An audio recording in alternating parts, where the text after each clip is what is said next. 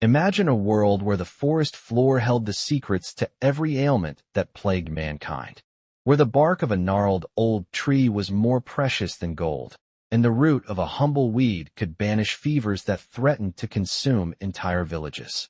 This wasn't a world of myth or fable, but the very real, tangible world our ancestors inhabited for tens of thousands of years.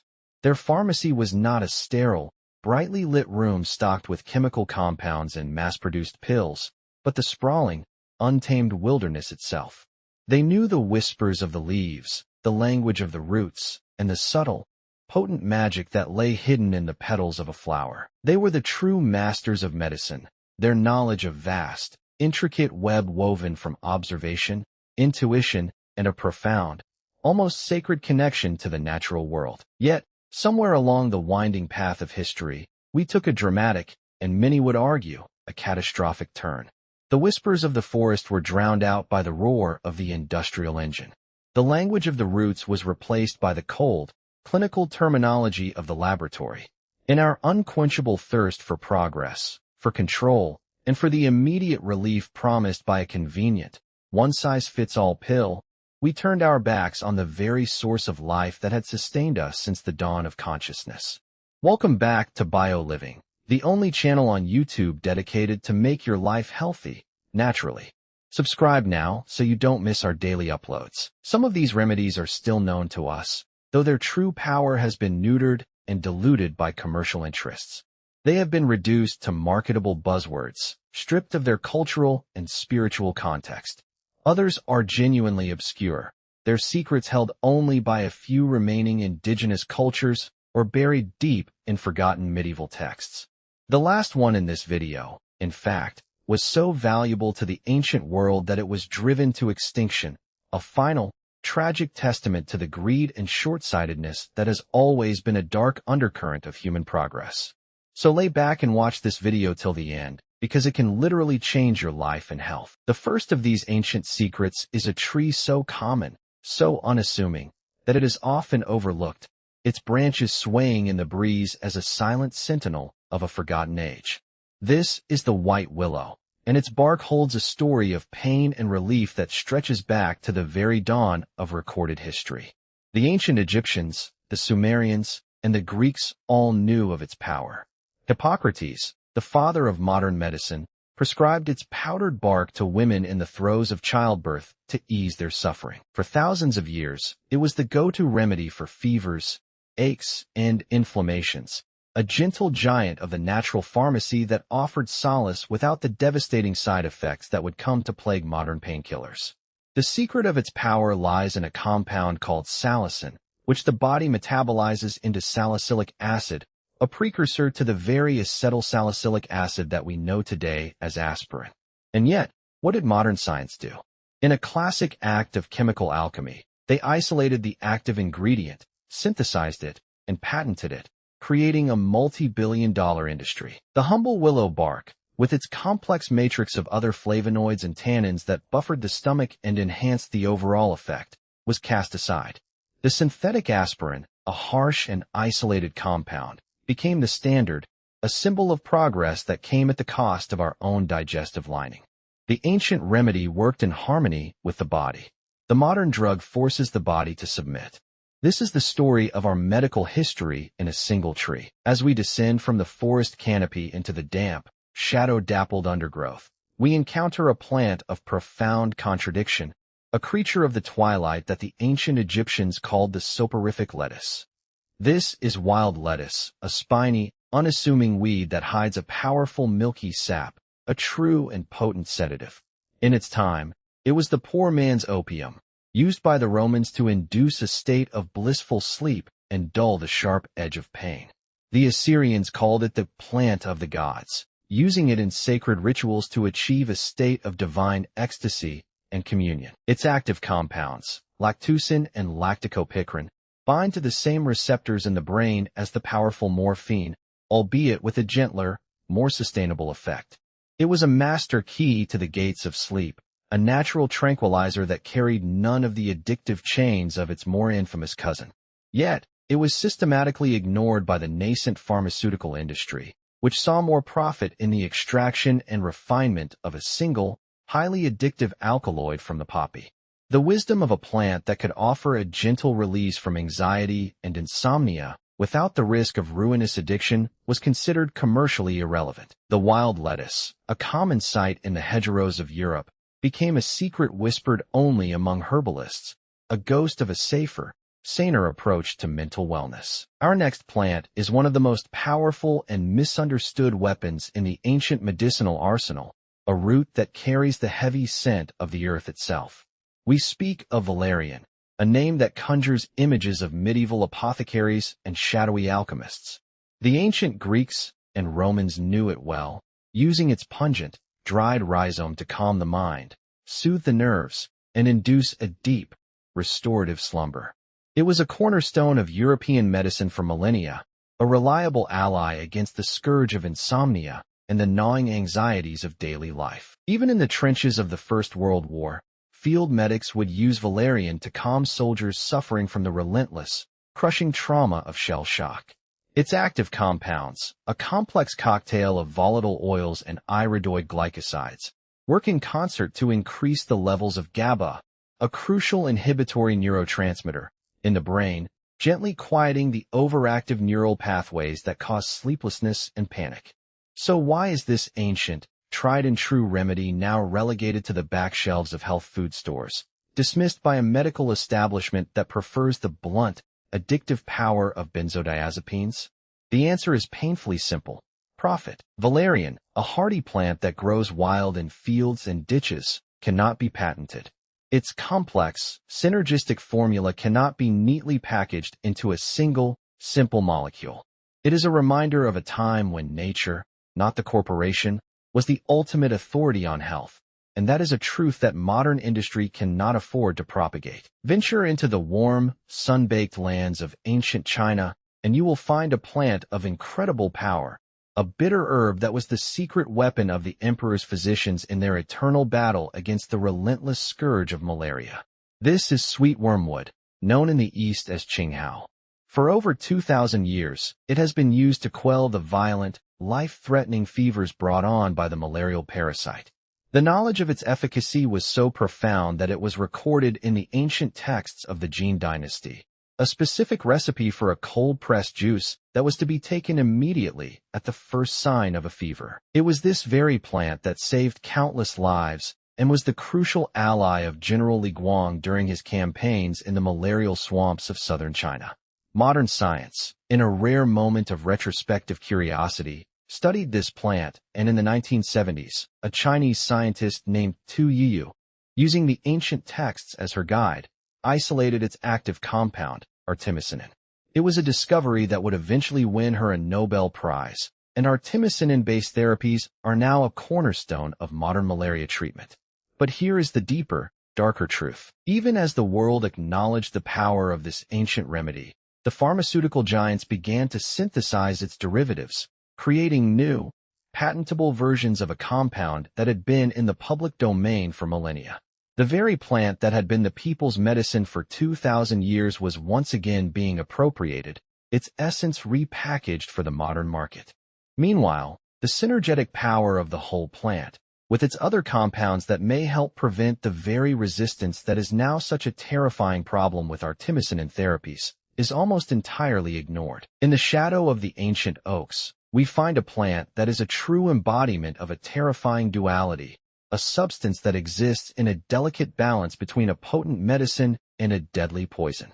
This is belladonna, the deadly nightshade, a name that sends a shiver down the spine of any who hear it. In Renaissance Italy, women would drop its juices into their eyes to dilate their pupils, believing it made them more attractive, hence the name meaning beautiful woman. But the ancients knew its power went far beyond cosmetic vanity. The Romans used it as a biological weapon, poisoning the wells of their enemies with its berries. Yet, the Greek physician Dioscorides and the Roman naturalist Pliny the Elder documented its profound medical uses.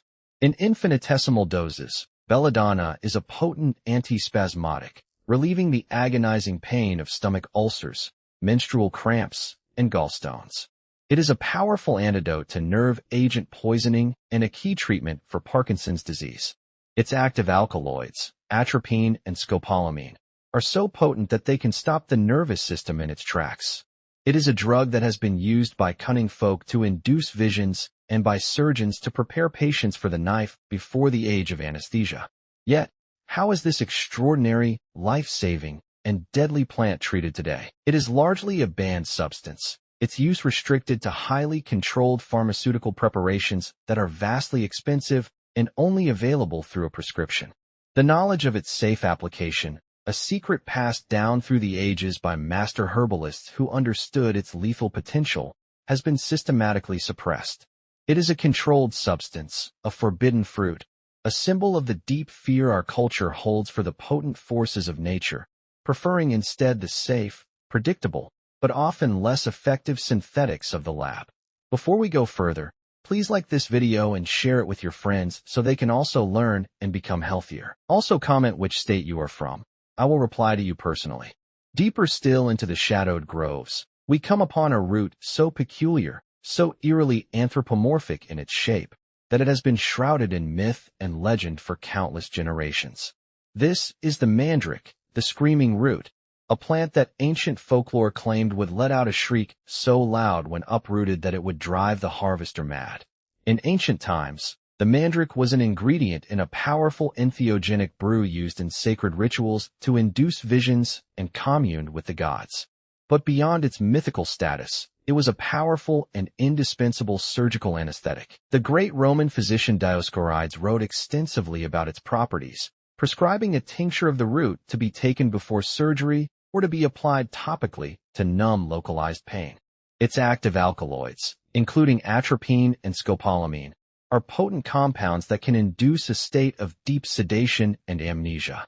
Even the ancient Egyptians, in their quest for immortality, used mandrake in their funerary rites, placing it in the tombs of their pharaohs as a hallucinogenic guide for the soul's journey to the afterlife. It was a plant that bridged the worlds of the living and the dead, a medicine and a divine visionary. But in our modern age, this sovereign plant has been reduced to a figure of folklore and superstition, its powerful anesthetic properties largely forgotten in favor of synthetic anesthetics that can be more easily controlled and patented. The knowledge of how to safely harness this potent root, to distinguish between a dose that soothes and one that kills, has been largely lost, a secret now held only by a few dedicated initiates of the old ways. Our journey now takes us to a plant of the mint family, a gentle herb that cradles the nervous system in a protective embrace. This is skullcap, a plant with a name that speaks to its ancient use as a remedy for headaches and nervous tension. The Native American tribes, particularly the Cherokee, revered it as a powerful ceremonial medicine, using it to induce a meditative state and to facilitate communication with the spirit world. In the 19th century, it was a staple of American and European herbal medicine, used by physicians to treat a condition they called nervous excitability, a precursor to our modern epidemic of anxiety and chronic stress. It was used to soothe the tremors of rabies and the convulsions of tetanus, showing its powerful affinity for the central nervous system. Its active compounds, the bacolin and guanine flavones, are powerful anxiolytics that modulate the same GABA receptors as valerian, but with a distinct, more targeted effect on the brain's emotional centers. But as with so many of these ancient allies, skullcap was pushed aside by the rise of patented, synthetic barbiturates and later, the benzodiazepines. These modern drugs offered a seemingly more convenient and powerful way to silence the anxious mind. But they came with a devastating price, addiction, withdrawal, and a terrifying list of side effects. The gentle skullcap, a plant with no addictive potential and a long history of safe use, was deemed useless. It was a classic case of the medical establishment choosing a profitable poison over a harmless cure. And by the way, if you are someone that takes their health seriously and want to completely heal and transform your body naturally, we have published our complete research book on the hidden knowledge and a step-by-step plan to implement it. The link to the ebook is in the description of this video. Make sure to get it today and heal yourself. Following close behind is a plant that has become almost a joke in our modern culture, a weed that is the punchline of 1,000 herbalist jokes. yet it is a plant that holds a profound secret for the soul. This is St. John's wort, this sunshine herb, and its story is one of the most poignant examples of nature's forgotten miracles. The ancient Greeks, including Hippocrates and Pliny, used it to treat a wide range of ailments, including burns, nerve pain, and what they called melancholia. The Knights of the Crusades and the Teutonic Knights of Europe used it to heal the wounds of battle. For thousands of years, it was the go-to remedy for wounds, nerve pain, and, most importantly, depression. It became the subject of intense scientific scrutiny in the 20th century, and the results were astonishing. St. John's wort was found to be as effective as standard antidepressants for treating mild to moderate depression, with a fraction of the side effects.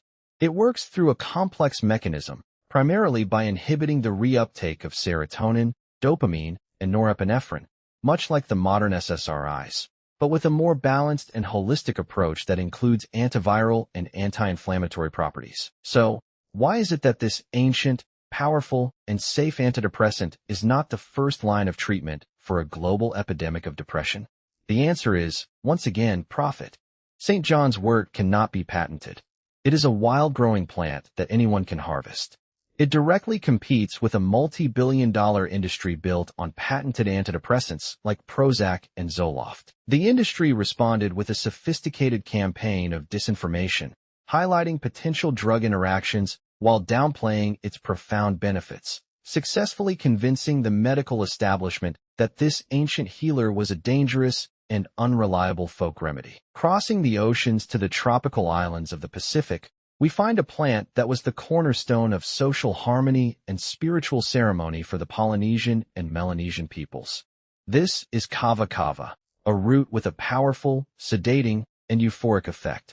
For thousands of years, it was not just a medicine, but a sacred beverage consumed during important rituals, political meetings, and social gatherings. It was a tool for building community, resolving conflicts, and facilitating communication with the ancestors. Its active compounds, the cavalactones, are potent muscle relaxants, anxiolytics, and mild euphorics that work in harmony to reduce stress, improve sleep, and promote a general sense of well-being, all without the addictive or cognitive impairing effects of alcohol. When European explorers discovered the Pacific Islands, they were astounded by the peaceful, contented nature of the people they found there, a calmness that was largely attributed to the ceremonial use of kava. In the 20th century, as kava began to gain popularity in the Western world as a natural remedy for anxiety, the pharmaceutical industry mounted a powerful campaign to discredit it. They seized on a handful of cases of liver damage, which were later shown to be linked to the use of low-quality, above-ground parts of the plant and dubious extraction methods, and used them to launch a global smear campaign. The result was a ban in many countries and a profound stigmatization of a plant that had been used safely for millennia. It is a textbook example of how an industry, threatened by a cheap and effective natural alternative, will use any means necessary to protect its market share. From the Pacific, we travel to the high-altitude forests of the Himalayas and the mountains of China, where we find a plant of incredible subtlety and power, a root known as Corydalus. In traditional Chinese medicine, it is one of the most important herbs for moving the flow of vital energy, or qi, and alleviating pain.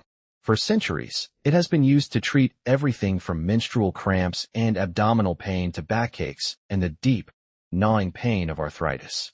Its active alkaloids, particularly tetrahydropalmitine, work on the dopaminergic and serotonergic systems of the brain, making it a potent pain reliever and a mild sedative. What makes Corydalus so remarkable is that it offers a kind of pain relief that is comparable to potent opiates, yet without the risk of addiction, respiratory depression, or euphoria. It is a plant that provides a clear window to a state of relief, a quieting of the chronic signals of pain that can ruin a life. Yet, despite its incredible profile, Corydalus remains a ghost in the annals of Western medicine. It is rarely mentioned, rarely prescribed, and almost totally unknown to the average person. Its obscurity is a direct result of a medical system that is structurally incapable of embracing a complex, low-cost natural alternative to its own proprietary pain management protocols. The potent, patentable, and addictive opiates, which are responsible for a global epidemic of addiction and death, are the standard, while this ancient, safe, and effective Himalayan root is ignored, left to the quiet work of a few dedicated traditional healers. Our final stop in this first chapter takes us to a plant of breathtaking beauty and profound spiritual significance, a flower that adorns the altars and temples of the Old World. This is passion flower, a plant whose very name is a testament to its power over the human spirit. The ancient Aztecs and Mayans of Central America used it as a potent sedative and as a remedy for nervous exhaustion, calling it the purple passion, a key ingredient in their sacred rituals and medicinals. When Spanish conquistadors encountered it, they were so struck by the intricate structure of its flower, which they saw as a representation of the Passion of Christ, that they named it passion flower. Its active flavonoids, particularly the chrysin compound, work as a powerful and gentle sedative, reducing anxiety, promoting sleep, and easing the symptoms of nervous tension. It is a masterful botanical ally for a species plagued by relentless mental chatter and a pervasive sense of unease. In the 19th century, it became a standard remedy in American and European pharmacopoeias, prescribed by physicians for insomnia, nerve pain, and the deep, anxious agitation associated with neurasthenia. Yet, as we moved into the chemical age, this beautiful flower was once again cast aside. The medical establishment, in its relentless pursuit of chemical simplicity, opted for the brute force of the barbiturates and, later, the benzodiazepines. They traded the gentle, holistic embrace of the passion flower for a chemical straitjacket that offered a more potent, more addictive, and ultimately more profitable form of sedation. It is a story that repeats itself over and over again, a haunting refrain that echoes through the history of medicine. Nature offers a balanced, synergistic, and safe solution, and we, in our arrogance and greed, choose the harsher, more profitable path. From the deep, ancient forests of the Northern Hemisphere, we find a strange and wonderful organism that looks like a tangled, gray-green beard hanging from the branches of aged oaks and pines. This is Usnea, known to the old herbalists as the old man's beard, and it is not a plant at all, but a lichen, a symbiotic partnership between a fungus and an algae. Its story is one of incredible resilience and potent healing that reaches back into the mists of time. The ancient Egyptians and the Greeks were among the first to document its profound wound-healing properties, using it to pack the wounds of soldiers to prevent infection and promote rapid tissue regeneration. The native peoples of North America and the traditional healers of Siberia relied on it as a powerful antimicrobial, a natural antibiotic that could be boiled into a tea and applied to the most stubborn of infections. Its active compound, usnic acid, is a potent agent against a wide range of bacteria, including the dreaded Staphylococcus and Streptococcus, as well as a powerful antifungal against Candida.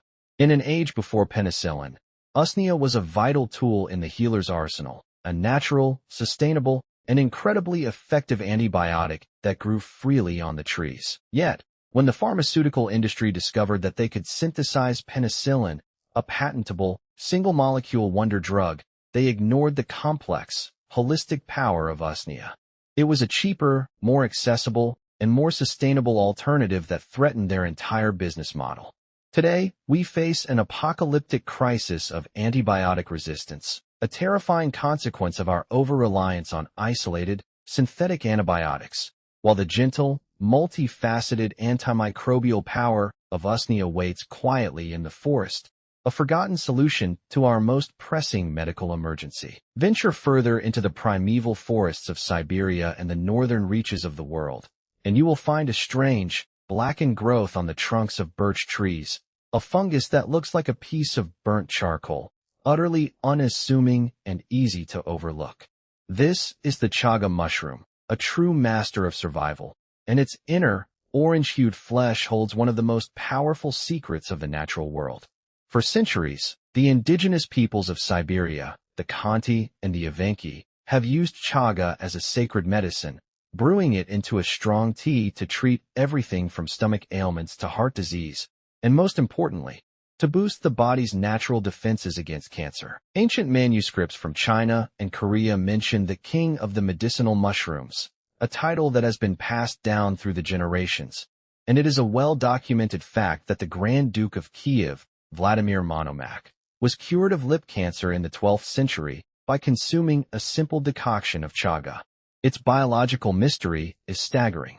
Chaga is one of the richest natural sources of antioxidants on the planet, a true powerhouse of superoxide dismutase, melanin, and a host of polysaccharides and triterpenes that work in concert to stimulate the immune system, reduce inflammation, and protect the body from cellular damage. In the 1950s, the Soviet Union, in a remarkable moment of scientific open-mindedness, invested heavily in researching chaga, confirming its incredible immune-boosting and anti-tumor properties. But in the West, this knowledge was largely ignored. Why?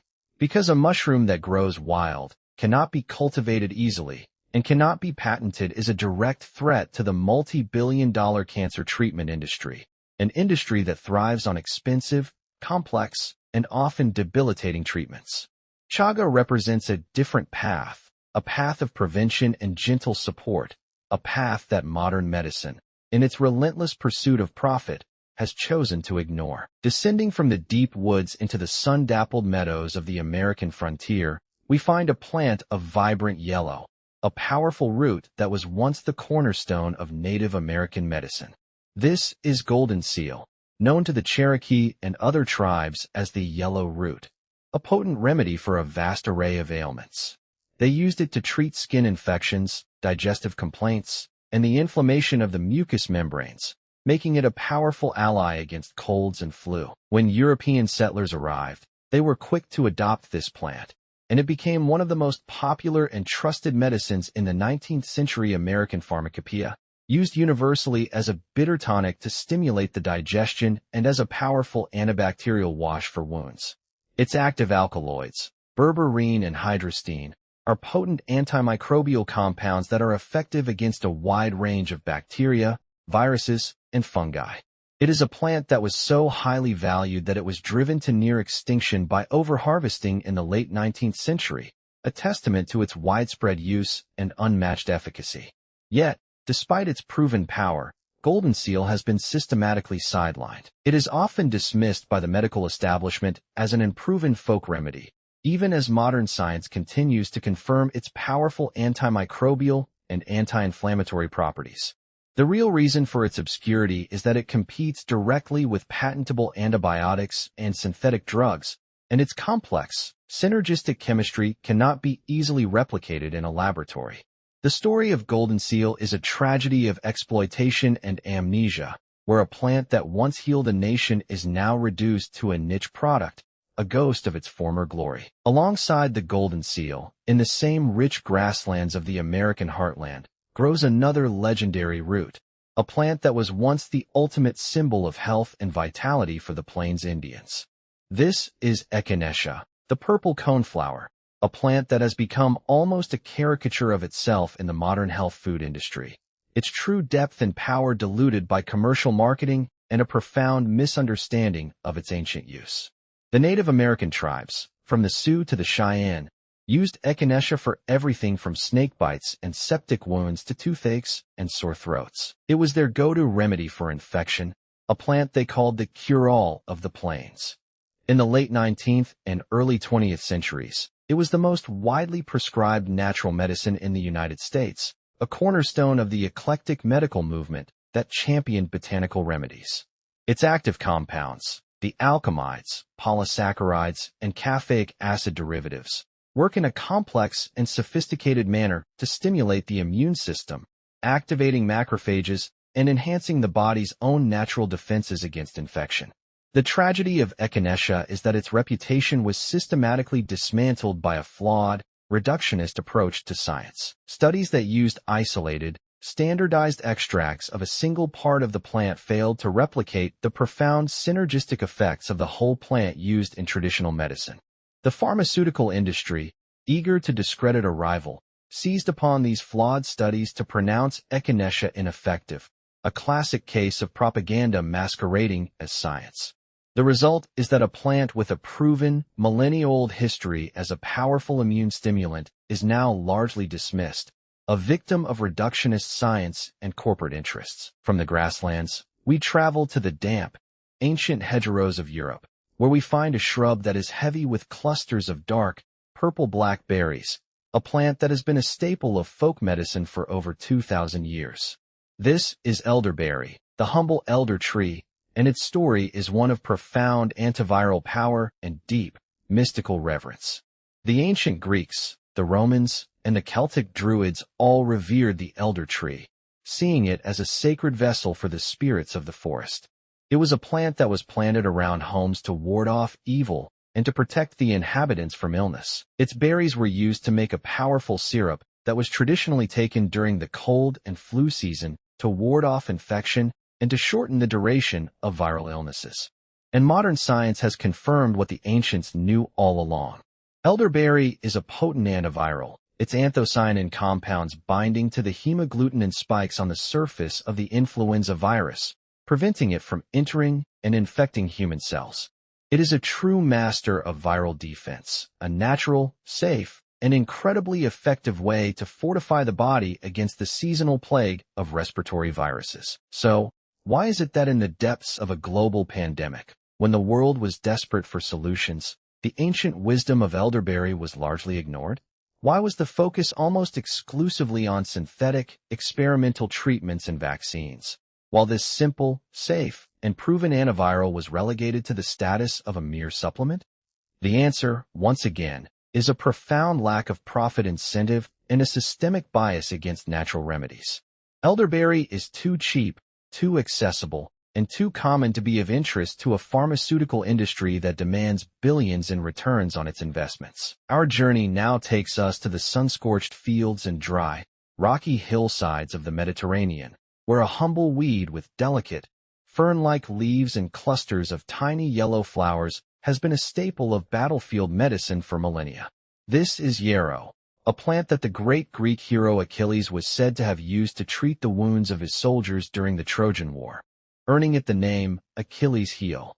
Its ancient use as a wound herb is legendary, a potent astringent and styptic that could staunch the flow of blood and prevent infection in the grimmest of battlefield conditions. The Anglo-Saxons included it in their 9 herbs charm, a powerful incantation against venom and pestilence. Beyond its wound-healing properties, yarrow has a profound affinity for the digestive system, acting as a bitter tonic to stimulate the appetite and relieve the symptoms of indigestion. Its active compounds, including the volatile oils azulene and chemazoline, are powerful anti-inflammatories, and its alkaloids work as a mild sedative and a remedy for the common cold. Yet, despite this incredible profile, yarrow is a plant that has been largely forgotten in modern medicine. It is seen as a weed, a common plant that grows in cracks in the pavement, not a serious medicine. The pharmaceutical industry has no interest in a plant that is so common and so difficult to patent. The ability to stop bleeding and heal wounds has been largely handed over to synthetic, sterile, and expensive products.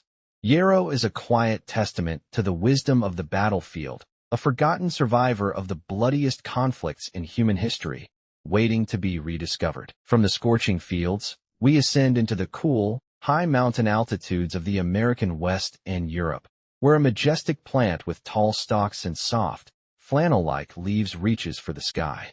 This is mullein, a plant that is often called the lungs of the earth, and its story is one of supreme mastery over the respiratory system.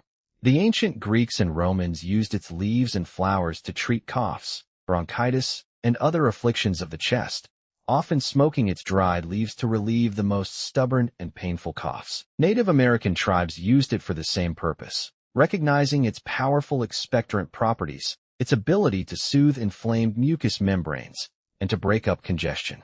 Its active compounds, the saponins and mucilage, work in harmony to coat the throat, calm the irritation, and stimulate the natural expulsion of mucus from the lungs. It is a true ally for anyone struggling with respiratory ailments. In the 19th and early 20th centuries, mullein was a standard remedy in the traditional doctor's medicine bag. So why is it that we now treat chronic bronchitis, asthma, and the lingering effects of respiratory infections with harsh, suppressive steroids and over-the-counter cough medicines that only mask the symptoms? The answer is the same. Mullein is a wild plant, abundant and common, a free resource that cannot be patented. Its gentle, holistic approach to healing the lungs cannot be commodified in the same way that a powerful, isolated, and patentable synthetic drug can. The ancient wisdom of mullein has been systematically replaced by an industry that profits more from the suppression of symptoms than from the actual healing of the root cause. Deep in the mountainous regions of the Andes and the high peaks of the Himalayas, we find a root that is known as a master of the respiratory system and a powerful shield against infection.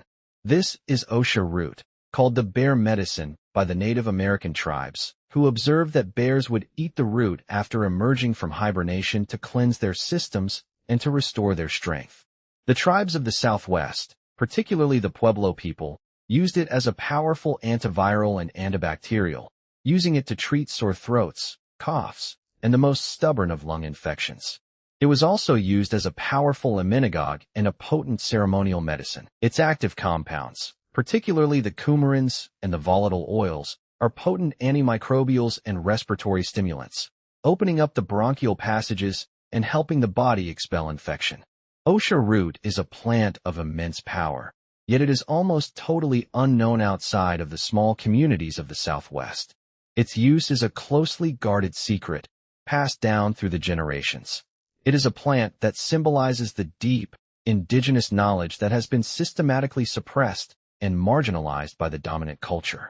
Its obscurity is a direct result of the colonization and cultural erasure of the very people who were its original guardians. The plant itself is not threatened, but its knowledge is, and it is a powerful symbol of the vast, untapped pharmacopoeia that still exists in the world's indigenous communities, waiting to be rediscovered and respected. Our travels now take us to the hot, steamy jungles of Southeast Asia, where a vine of extreme bitterness has been a cornerstone of traditional medicine for thousands of years.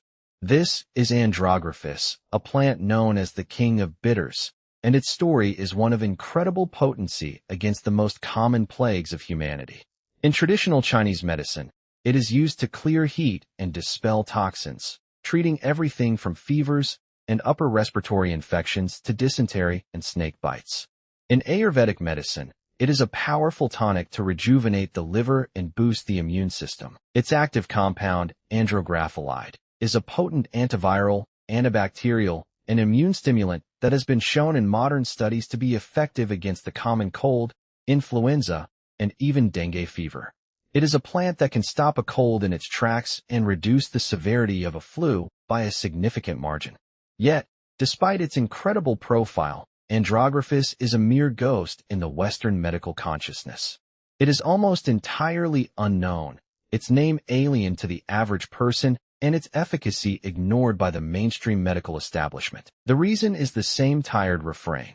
It is a wild plant, too cheap and too common to be of interest to the pharmaceutical giants who prefer the more profitable, patentable, and often less effective synthetic drugs.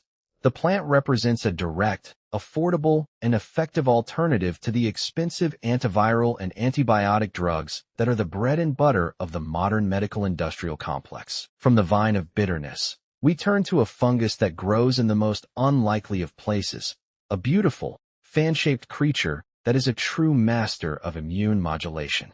This is the turkey tail mushroom, a name that perfectly describes its striking, concentric rings of color. For centuries, traditional Chinese medicine has revered it as the cloud mushroom, a potent tonic to strengthen the immune system and to prolong life. It was used as a general tonic to improve vitality, to enhance the body's resistance to disease, and to support the health of those with chronic illnesses. Its active compounds, the polysaccharide K, PSK, and polysaccharide P, PSP, are among the most potent immune modulators known to science. They work by activating and enhancing the activity of the body's natural killer cells, macrophages, and T cells, the very soldiers of the immune system that are responsible for fighting off infections and cancer. In Japan, PSK is an approved and widely used adjuvant cancer therapy, often prescribed alongside chemotherapy to improve patient outcomes and reduce side effects. So, why is this powerful, scientifically validated mushroom not a standard part of the medical arsenal in the West? The answer is a profound and willful ignorance. fueled by the profit-driven nature of the pharmaceutical industry. Turkey tail, like other medicinal mushrooms, is a difficult organism to patent. Its active compounds are complex and naturally occurring, making them less attractive to a system that demands a single, simple, and patentable molecule. The result is that a life-saving ally against cancer and chronic disease has been relegated to the dusty shelves of the health food store, while patients are pushed towards expensive, patent-protected therapies that often come with devastating side effects. Our final stop in this deep woods journey takes us to the inner bark of a majestic, pink-flowering tree that is native to the rainforests of South America. This is Pau d'Arco, a tree that has been called the sacred wood by the indigenous peoples of the Amazon, and its story is one of profound antifungal and antibacterial power. The Incas and the Guarani tribes used it for centuries to treat a vast array of ailments, from fevers and infections to wounds, and even the most persistent of skin conditions. Its active compounds, particularly the naphthoquinones, are potent antimicrobials, with a specific and proven effectiveness against the stubborn Candida yeast, responsible for a host of chronic illnesses in the modern world. In the 20th century, Pau d'Arco was introduced to the West as a powerful antifungal, and it was quickly hailed as a miracle cure for conditions like thrush, ringworm, and intestinal parasites. But as its popularity grew, so did the threat it posed to the antifungal drug industry, a multi-billion-dollar market. The pharmaceutical industry responded with a campaign of deliberate confusion, claiming that the active compound was unstable and ineffective in commercial preparations, while quietly funding studies to synthesize and patent its derivatives. The result is that this sacred Amazonian tree, a powerful and natural solution to a growing problem of fungal resistance, is now a shadow of its former self, its true healing potential largely ignored by the mainstream medical establishment in favor of expensive, patentable, and often more toxic alternatives. From the shadowed, fungal depths of the ancient forests, we now emerge into the sun-dappled meadows and sacred gardens of the ancient world, where the blossoms of the earth were not just objects of beauty, but potent vessels of healing and spiritual power. This is the realm of the sacred blossoms, where the very air is thick with the perfume of forgotten remedies. Here, we find the calendula, a flower of brilliant, fiery orange and yellow, a plant that the ancient Romans and Greeks revered not just for its beauty, but for its profound power to heal the most stubborn of wounds. The name itself, derived from the Latin word for calendar, speaks to its long flowering season, a constant reminder of its availability and its importance. For centuries, it was the go-to remedy for cuts, burns, rashes, and even the deep, festering wounds of battle. Its petals, a rich source of powerful triterpenoids and flavonoids, are potent anti-inflammatories, antimicrobials, and tissue regenerators. It was a plant that was so vital to the household that it was often called the pot marigold, a staple of every kitchen garden, ready to be infused into an oil or salve at a moment's notice. Yet, in our modern, antiseptic world, calendula has been largely relegated to a pretty flower, its medicinal power overshadowed by synthetic antibiotic creams and expensive, patentable wound-healing products. It is a flower of the sun, a guardian of the skin, a forgotten ally in our fight against infection and the ravages of time. Its story is a quiet tragedy, a testament to how we have traded the gentle, living wisdom of the earth for the cold, sterile, and often more harmful authority of the chemical industry. From the humble marigold, we ascend to a realm of the most sacred and storied resins known to humanity, a substance that was worth more than gold in the ancient world and was carried by kings and priests across the vast, unforgiving deserts of the Middle East. This is frankincense, the king of resins, a fragrant gum that is tapped from the boswellia tree, a gnarled and weathered survivor that clings to life on the rocky, sun-baked slopes of the Arabian Peninsula and the Horn of Africa. The story of frankincense is a story written in the smoke of 1,000 temples, a scent that has been associated with the divine for millennia, from the ancient Egyptians and the Babylonians to the Hebrews and the early Christians. It was a key ingredient in the sacred incense of the Temple of Jerusalem, a symbol of the divine presence, a tool for purification and spiritual elevation. But beyond its profound spiritual significance, frankincense was a cornerstone of ancient medicine. The great Persian physician Avicenna praised its power to treat tumors, ulcers, and a vast array of inflammatory conditions. And modern science is only now beginning to uncover the secrets of this ancient resin. Its active boswellic acids are powerful anti-inflammatories, with a specific ability to inhibit the inflammatory pathways that cause arthritis, asthma, and even certain types of cancer. It is a drug that can rival the power of the most potent anti-inflammatory steroids, yet without the devastating side effects. So, why is this sovereign resin not a standard part of our modern medical arsenal? The answer, as it so often is, lies in the profit motive. Frankincense is a natural, sustainable, and culturally significant product that cannot be patented. Its complex matrix of compounds offers a holistic and balanced anti-inflammatory effect, a threat to the multi-billion-dollar industry that sells patentable anti-inflammatory drugs.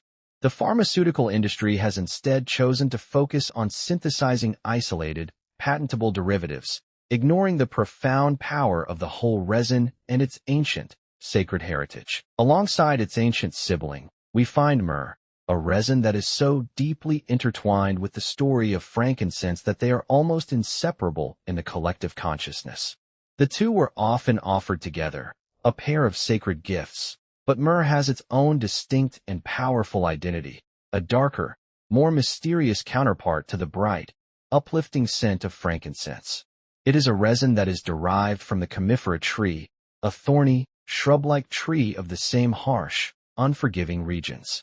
Its name itself, derived from the Arabic word for bitter, speaks to its profound medicinal power. The ancient Egyptians used it in embalming, recognizing its powerful preservative and antimicrobial properties.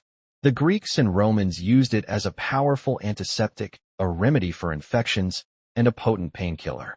The biblical Magi brought it as a gift to the infant Jesus, a gift that was prophetic of his suffering, as myrrh was also a key ingredient in the ancient world's most powerful pain-relieving wines. Its active compounds, the furanoesquiterpenes, are potent analgesics, antimicrobials, and anti-inflammatories. It was a plant that could numb the pain of childbirth, soothe the agony of a wound, and fight the infection that threatened to follow. Yet, in the modern world, myrrh has been reduced to a pleasant-smelling essential oil, its profound medicinal power stripped away by a culture that no longer understands its value. The pharmaceutical industry has no use for a resin that is so complex and difficult to standardize, preferring the simplicity of patentable synthetic painkillers and antibiotics. The story of myrrh is a story of profound loss, a reminder of a time when the earth's gifts were held in higher esteem than the synthetic creations of the laboratory. From the scorching deserts of the Middle East, we travel to the cool, temperate woodlands of Europe and North America, where a shrub with a thicket of thorny branches and clusters of bright red berries holds the secrets to a healthy heart. This is the hawthorn berry, a plant that has been a cornerstone of European and Chinese herbal medicine for centuries, a true guardian of the cardiovascular system.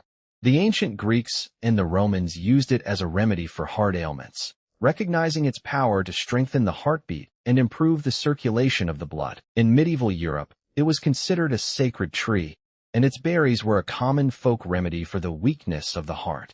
Its active compounds, the flavonoids and proanthocyanidins, are powerful antioxidants and vasodilators that work to strengthen the heart muscle, improve blood flow to the coronary arteries, and regulate an irregular heartbeat.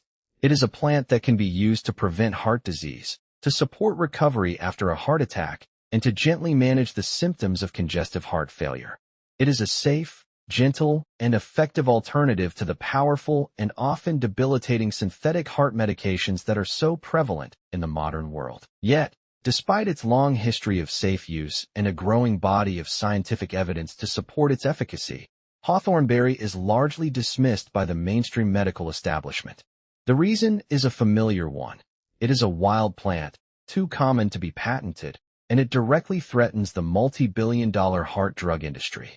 The medical system is built on managing the symptoms of heart disease with expensive, patent-protected drugs, and a safe, natural, and affordable alternative like hawthornberry is a direct, an unacceptable challenge to that system. Our journey now takes us to the damp, tropical regions of India, Southeast Asia, and parts of Africa, where a creeping, low-growing plant with small, circular leaves holds the secrets to the very fabric of life itself.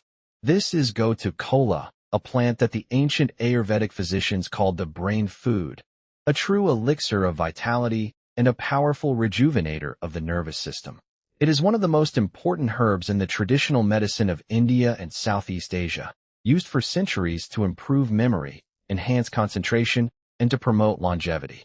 The ancient Chinese called it the herb of longevity, and its story is intertwined with the very foundation of their medical system. Its active compounds, the triterpenoid saponins, are powerful nootropics that work to stimulate the growth of new brain cells, to protect the brain from oxidative stress, and to improve the transmission of signals between neurons. It is a plant that can be used to combat the effects of aging on the brain, to improve cognitive function, and to promote a sense of calm and clarity. Modern science has confirmed its power, and studies have shown it to be effective in improving memory and cognitive function in the elderly. Yet, despite this incredible profile, Gotu kola is a ghost in the Western medical consciousness. It is seen as a mere herbal supplement, its power ignored by a medical establishment that prefers to push expensive, patentable drugs for memory loss and dementia. The same system that profits from Alzheimer's and other cognitive decline conditions has no incentive to embrace a cheap, natural, and effective alternative that could prevent these diseases from ever developing in the first place. Following the path of the ancient sages, we come upon a plant that is revered in India as the most sacred of all, a plant that is a direct embodiment of the divine. This is holy basil, or tulsi, a plant that is not just a medicine, but a living goddess in the Hindu tradition. It is a plant that is grown in every household, a symbol of purity and devotion, and a cornerstone of the Ayurvedic system of medicine. Its story is one of profound respect for the spirit, a plant that is used to balance the mind, to strengthen the body, and to purify the soul. The ancient texts describe it as a plant that can cleanse the body of toxins, reduce stress and anxiety, and promote a sense of well-being and spiritual clarity. Its active compounds, including the eugenol, caryophyllene, and rosmarinic acid, are powerful adaptogens, helping the body to cope with the ravages of stress by regulating the production of cortisol and other stress hormones. It is a plant that can lower blood pressure, reduce inflammation, and even protect the body from the damage of radiation. It is a true master of holistic health. Yet, in the modern world, this sacred plant is often reduced to a simple tea, its profound power diluted and commercialized, its deep spiritual significance lost on a culture that sees it as just another product to be consumed. The pharmaceutical industry, with its preference for patentable, single-molecule drugs, has largely ignored the complex, holistic power of tulsi, a missed opportunity of monumental proportions, as the world grapples with an epidemic of stress-related disease. Descending from the sacred heights to the damp, marshy meadows of Europe, we encounter a plant of delicate beauty and profound analgesic power, a plant that is so closely linked to the history of modern medicine that its story is a tragic irony. This is meadowsweet, a plant with clusters of creamy white flowers that emit a sweet, aromatic fragrance, a scent that was the very inspiration for the name of the most famous painkiller in history. For centuries, it was a go-to remedy for pain, fever, and the aches of rheumatism, a plant that was revered by the Druids and used by the ancient Anglo-Saxons as a sacred herb. Its active compound, salicylic acid, is the very precursor to the acetylsalicylic acid that we know as aspirin. It was this plant, not the willow bark, that was the original inspiration for the invention of aspirin in the 19th century. A chemist named Felix Hoffmann, working for the Bayer Corporation, was looking for a way to create a less irritating form of salicylic acid, and he turned to meadowsweet, which contains a gentler, more buffered form of the compound. He succeeded, and aspirin was born, a drug that would become one of the most profitable and widely used medications in human history. But here is the profound and tragic irony. Meadowsweet, the very plant that inspired the invention of aspirin, was itself abandoned. The synthetic version was patented, marketed, and sold for billions of dollars, while the ancient, complex, and gentler whole plant was cast aside. The synthetic aspirin, a harsh and isolated compound, causes stomach ulcers and bleeding in millions of people. Metasweet, the plant that naturally buffers its own active compound, does not. It is a powerful and poignant symbol of everything we have lost, a system of medicine that worked in harmony with the body, replaced by a harsh, profitable, and often destructive synthetic alternative. Our journey now takes us to the deep, rich soils of the American Midwest and Europe, where a tree with a distinctive, rough bark holds a treasure within its inner layers, a treasure that has been a lifeline for the desperate and the sick for centuries. This is slippery elm, a tree that has been a sacred ally to the Native American tribes, who used its inner bark as a powerful remedy for everything from digestive distress to infected wounds. It is a plant that is so gentle and so effective that it was often called the Indian's best friend. Its inner bark, when mixed with water, forms a thick, mucilaginous gruel, a powerful demulcent that coats and soothes the inflamed tissues of the digestive tract, the throat, and the lungs. It is a master healer of the gut, a natural remedy for the agonizing pain of ulcers, the burning of acid reflux, and the inflammation of irritable bowel syndrome. It was a crucial food for the sick and the starving, a nutritious and easily digestible source of sustenance that could support the body's fight against disease. In the 19th and early 20th centuries, it was a standard remedy in every doctor's bag, a gentle, safe, and incredibly effective way to heal the digestive system. So, why is this profound healer now almost entirely forgotten? The answer is a sad one. Slippery elm is a tree that is being pushed to the brink of extinction by commercial overharvesting and habitat loss. The pharmaceutical industry, with its preference for patentable, synthetic drugs, had no interest in a tree that was so difficult to cultivate and so easily overexploited.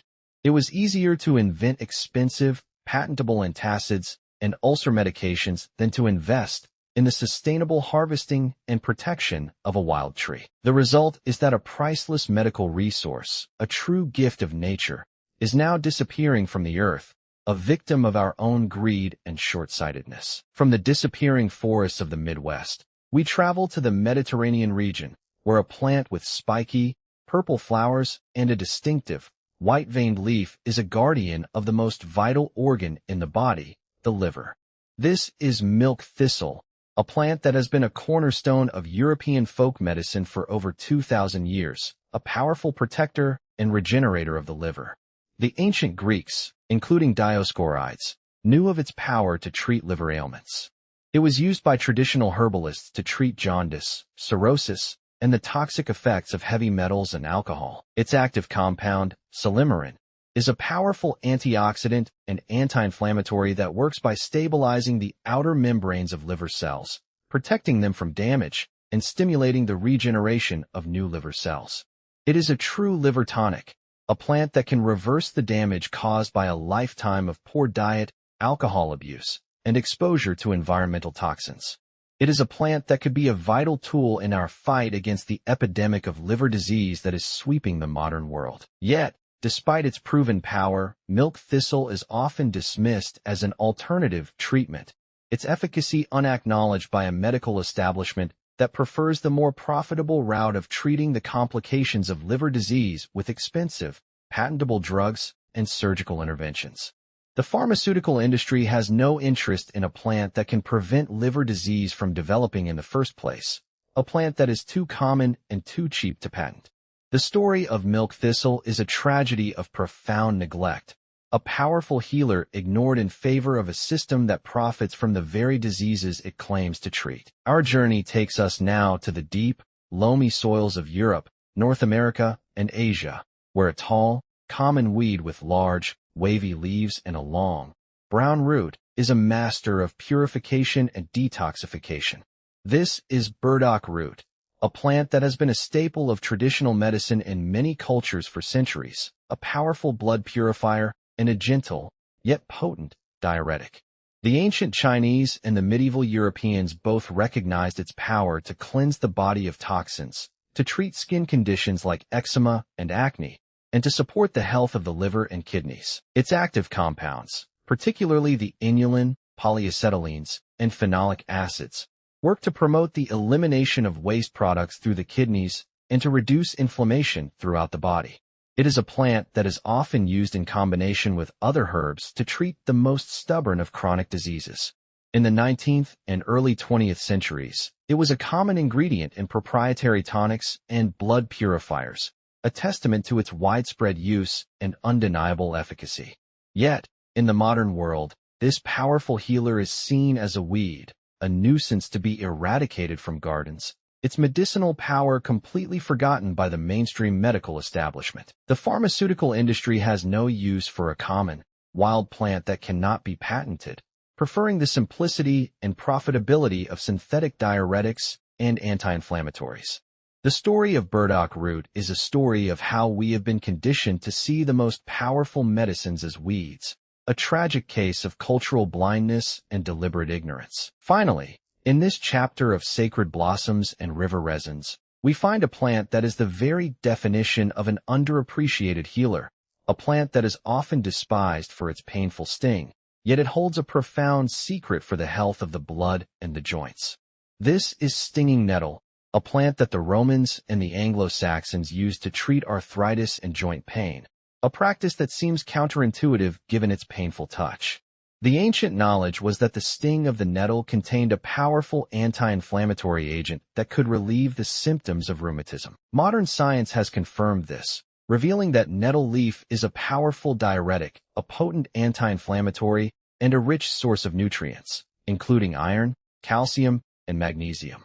Its active compounds, including the histamine and serotonin in its stinging hairs, work to disrupt the inflammatory pathways in the body, providing relief for the agony of arthritis and gout. It is a plant that can also be used to treat allergies, to support the health of the prostate, and to stem the flow of heavy menstrual bleeding. It is a plant of extraordinary versatility. Yet, in the modern world, it is often seen as a nuisance, a weed that is sprayed with herbicides, its profound healing power completely ignored. The pharmaceutical industry, with its preference for patentable, single-molecule anti-inflammatories, has no use for a plant that is so common and so complex. The story of stinging nettle is a powerful symbol of our disconnection from the natural world, a reminder that we have forgotten how to see the medicine that grows right at our feet, and that we often despise the very plants that could be our greatest allies. From the sacred groves and ancient riverbeds, we ascend to the high, windswept plateaus and mist-shrouded valleys of the Himalayas and the Siberian steppes, where the air is thin and the secrets of the earth are guarded by the most resilient of plants. This is the realm of the highland spices, the adaptogens, and the lost seeds, the true warriors of the botanical world, plants that have learned to thrive in the harshest conditions on earth and, in doing so, have developed the power to fortify the human spirit against the relentless onslaught of stress and decay. Here, we find ashwagandha, a root that has been the cornerstone of Ayurvedic medicine for over 3,000 years, a true master of vitality, a plant that the ancient sages called the strength of the stallion. Its name itself, derived from the Sanskrit words for smell of the horse, speaks to its power to impart the vigor and resilience of that noble animal. For millennia, it has been used to rejuvenate the body, to calm the mind, and to enhance the sexual vitality of both men and women. It is a plant that is prescribed for everything from chronic fatigue and anxiety to infertility and the debilitating effects of aging. Its active compounds, the withanolides, are powerful adaptogens that work to regulate the body's stress response, lowering cortisol levels, reducing inflammation, and protecting the brain from the ravages of oxidative stress. Modern science has confirmed its incredible efficacy, and studies have shown it to be as effective as standard antidepressants and anti-anxiety medications, yet without the devastating side effects. So why is it that in our modern, stress-saturated world, this ancient healer is still a relative unknown, its power dismissed by a medical establishment that prefers the quick fix of a patentable pill? The answer is the same wearying refrain. Ashwagandha is a root that grows wild in the fields and forests of India and cannot be patented. Its complex, synergistic chemistry defies the reductionist model of the pharmaceutical industry. It represents a fundamental challenge to a system that profits from the management, rather than the resolution, of chronic stress and anxiety. It is a plant that holds the power to heal the soul of a generation, yet it is ignored, a ghost of a wiser, more balanced way of being. Following the path of the ancient sages across the frozen plains of Siberia, we encounter a plant of incredible resilience, a true survivor of the harshest environments on Earth. This is Rhodiola rosea, the golden root, a plant that has been a cornerstone of traditional medicine in Russia and Scandinavia for centuries, a powerful ally against the crushing weight of physical and mental exhaustion. The Vikings used it to enhance their physical endurance and mental acuity during their long, arduous voyages. The Chinese emperors sent expeditions to Siberia to procure it as a prized tribute, a gift of immense value. Its active compounds, the rosavins and salidrosides, are potent adaptogens that work to increase the body's resistance to a wide range of stressors, including fatigue, altitude sickness, and the cognitive decline associated with aging. It is a plant that can enhance cognitive function, improve mood, and increase physical stamina, making it a true performance enhancer for the mind and body. In the Soviet Union, it was a heavily researched and widely used drug, a staple of the military and the athletic elite. Yet, in the West, it is a mere ghost, a little-known supplement, its profound power largely unknown and unexploited. The reason is a cynical one. Rhodiola is a difficult plant to cultivate commercially, and its active compounds are complex and difficult to synthesize. The pharmaceutical industry, with its preference for simple, patentable molecules, has little interest in a plant that requires such investment and yields such little profit. The story of Rhodiola is a story of how a plant that was once the secret weapon of empires and athletes has been ignored by a system that values profit over the true potential of human endurance. From the frozen north, we travel to the temperate forests of East Asia, where a climbing vine with clusters of small, bright red berries holds the keys to the very essence of life itself. This is Schisandra, the five-flavor berry, a plant that has been a staple of traditional Chinese medicine for thousands of years, a true treasure of the botanical world. Its name is derived from its unique ability to stimulate all five basic tastes in the mouth: sweet, sour, salty, bitter, and pungent. The ancient Chinese called it the fruit of the five flavors, a symbol of its profound ability to balance the entire body. It was used to treat everything from coughs and liver disorders to insomnia and the debilitating effects of stress. It is one of the most important adaptogens in the Chinese pharmacopoeia, a plant that is used to build the body's resistance to disease, to enhance mental clarity, and to promote longevity. Its active lignans are powerful antioxidants that protect the liver, stimulate the immune system, and improve cognitive function. It is a plant that can enhance physical performance, increase the body's resistance to stress, and even improve the quality of the skin. Yet, despite its incredible profile, Schisandra is almost entirely unknown in the West, its name a curiosity to the few who have encountered it. The reason is the familiar pattern of deliberate ignorance. The pharmaceutical industry has no interest in a plant that is so complex and so difficult to standardize. It is a direct threat to the multi-billion-dollar market for liver protectants, cognitive enhancers, and stress relief medications. The story of Schisandra is a tragedy of a plant that is so powerful, so multifaceted, that it defies the simple, profit-driven model of modern medicine. From the five-flavor berry, we delve into the roots of a plant that is a true guardian of the immune system, a master of the body's first line of defense. This is astragalus, a plant that has been a cornerstone of traditional Chinese medicine for over 2,000 years, a powerful tonic that strengthens the vital energy, or qi, and protects the body from the constant threat of disease.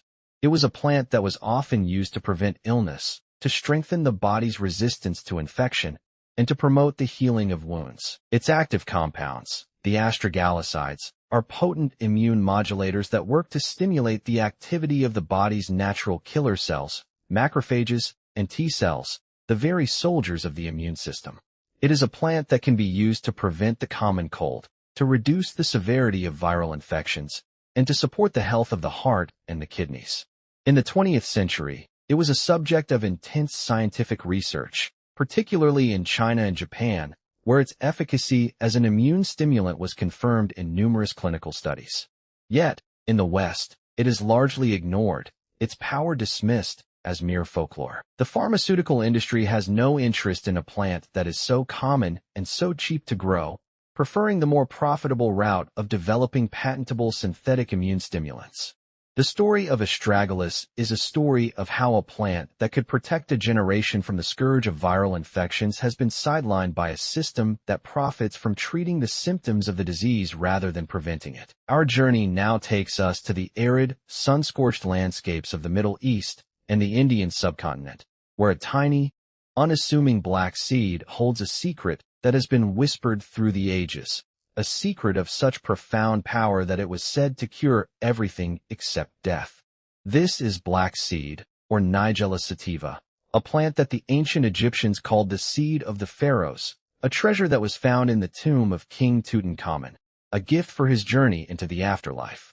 The great Islamic prophet Muhammad is famously quoted as saying that it is a cure for every disease except death, a statement that speaks to its profound and multifaceted power. For centuries, it has been used in traditional medicine throughout the Middle East and India to treat a vast array of ailments, from respiratory infections and digestive disorders to headaches and the pain of arthritis.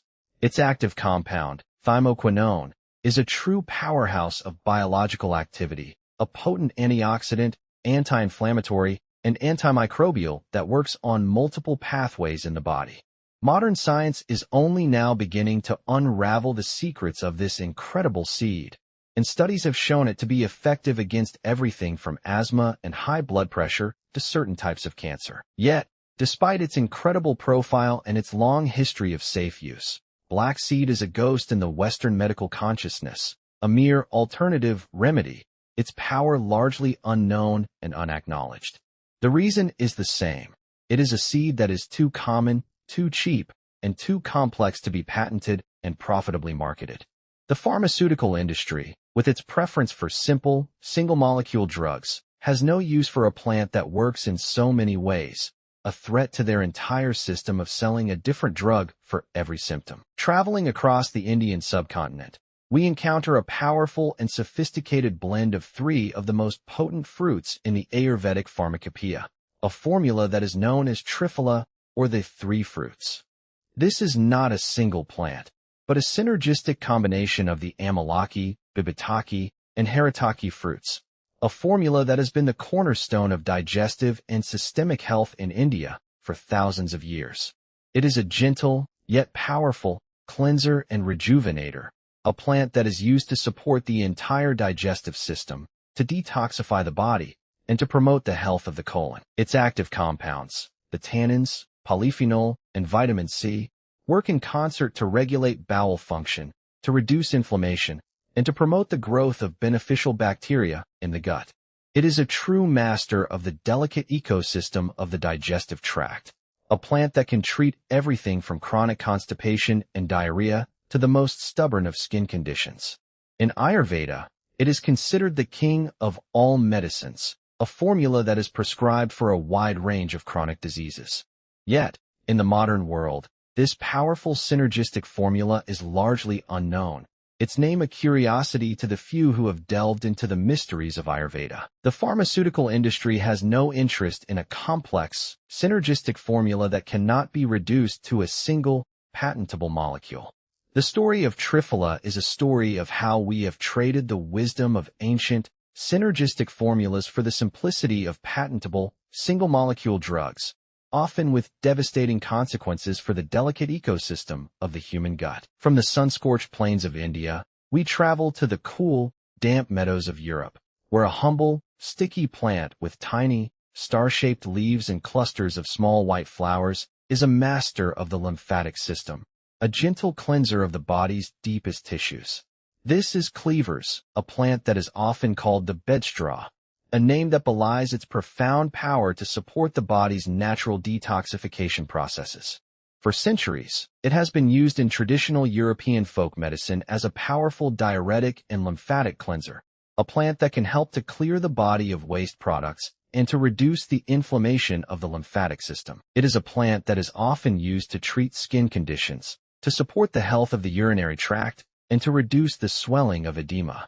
Its active compounds, the iridoid glycosides, work to stimulate the flow of lymph, to reduce inflammation, and to support the kidneys in their vital work of filtering the blood. In the 19th century, it was a common ingredient in spring tonics, a plant that was used to cleanse the body after the stagnation of winter. Yet, in the modern world, this powerful healer is seen as a weed, a nuisance to be pulled from the garden, its power completely forgotten by the mainstream medical establishment. The pharmaceutical industry has no use for a common, wild plant that cannot be patented, preferring the simplicity and profitability of synthetic diuretics and anti-inflammatories. The story of cleavers is a story of how we have forgotten the gentle art of detoxification, a testament to our disconnection from the plants that can support our body's natural wisdom. Following the path of the lymphatic cleanser, we come upon a plant that is one of the most ancient and powerful sources of silica on the planet, a true master of the skeletal system and the health of the skin, hair, and nails.